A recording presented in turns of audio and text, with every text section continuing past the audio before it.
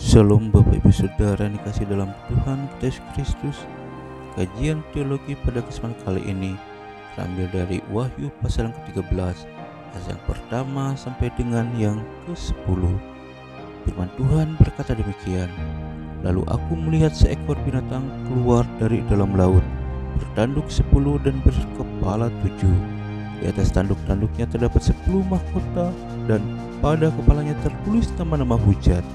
Binatang yang kulihat itu serupa dengan macan tutul, dan kakinya seperti kaki beruang, dan mulutnya seperti mulut singa. Dan naga itu memberikan kepadanya kekuatan, dan tahtanya dan kekuasaannya yang besar. Maka tampaklah kepadaku satu dari kepala-kepalanya seperti kena luka yang membahayakan seluruh hidupnya. Tapi luka yang membahayakan hidupnya itu sembuh.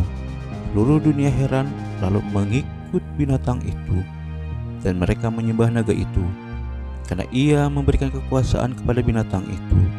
Dan mereka menyembah binatang itu sambil berkata, "Siapakah yang sama seperti binatang ini? Dan siapakah yang dapat berperang melawan dia?" Dan kepada binatang itu diberikan mulut yang penuh kesombongan dan hujat. Kepadanya diberikan juga kuasa untuk melakukannya 42 bulan lamanya. Lalu ia membuka mulutnya untuk menghujat Allah, menghujat namanya dan kemah kediamannya, dan semua mereka yang diam di surga. Dan ia diperkenankan untuk berperang melawan orang-orang kudus dan untuk mengalahkan mereka. Dan kepadanya diberikan kuasa atas setiap suku dan umat dan bahasa dan bangsa. Dan semua orang yang diam di atas bumi akan menyembahnya, yaitu setiap orang yang namanya tidak tertulis sejak dunia dijadikan di dalam kitab kehidupan dari Anak Domba yang telah disembelih. Barang siapa bertelinga, hendaklah ia mendengar. Barang siapa ditentukan untuk ditawan, ia akan ditawan. Barang siapa ditentukan untuk dibunuh dengan pedang, ia harus dibunuh dengan pedang. Yang penting di sini ialah ketabahan dan iman orang-orang kudus." Bapak Ibu Saudara yang dikasih dalam Tuhan kita Yesus Kristus, yang menjadi pertanyaan bagi kita saat ini adalah, apakah yang dimaksud dengan binatang yang muncul dari dalam laut pada bagian firman Tuhan ini? Kalau kita berbicara mengenai binatang yang keluar dari dalam laut, maka ada berbagai interpretasi yang bisa menjelaskannya. Dan saat ini saya akan menjelaskan dua pandangan dari penafsir mengenai Wahyu pasal yang ke-13 ayat yang pertama sampai dengan 10.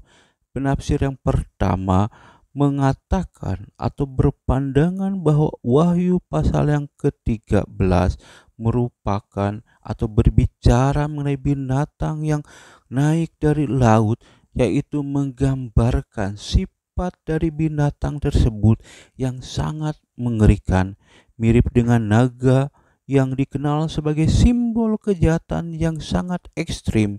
Adapun rincian tentang binatang laut ini diambil atau diadopsi dari kitab Daniel pasal yang ke-7 yang mencakup ciri-ciri khusus dari beberapa binatang.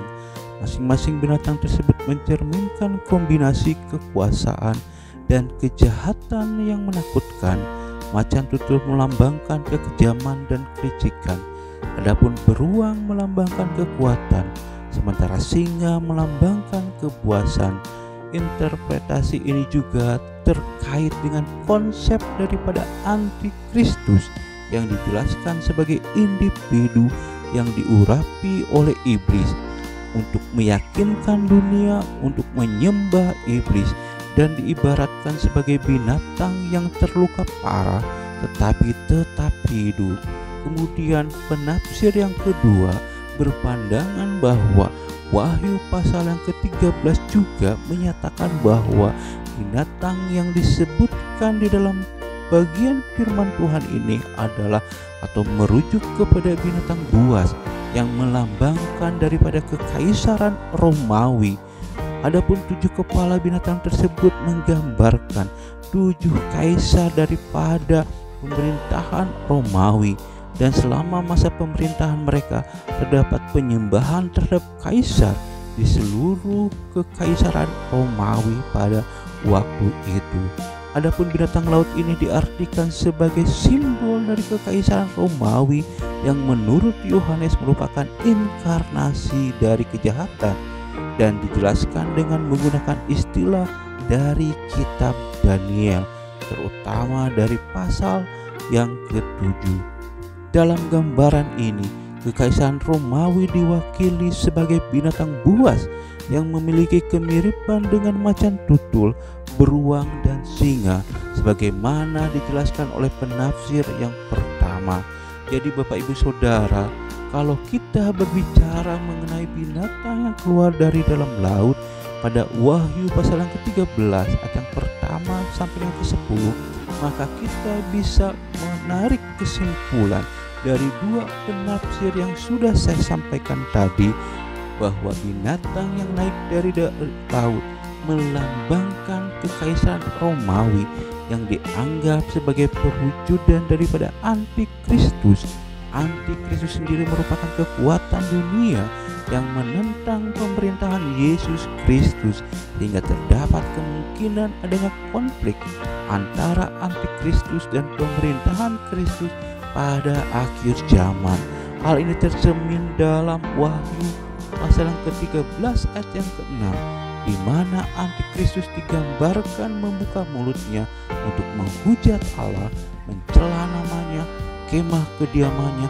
Meskipun demikian, antikristus dianggap tidak sebanding dengan kekuasaan yang dimiliki oleh Kristus. Dalam realitasnya, tidak ada yang lebih berkuasa di dunia ini selain dari kuasa Yesus Kristus. Amin.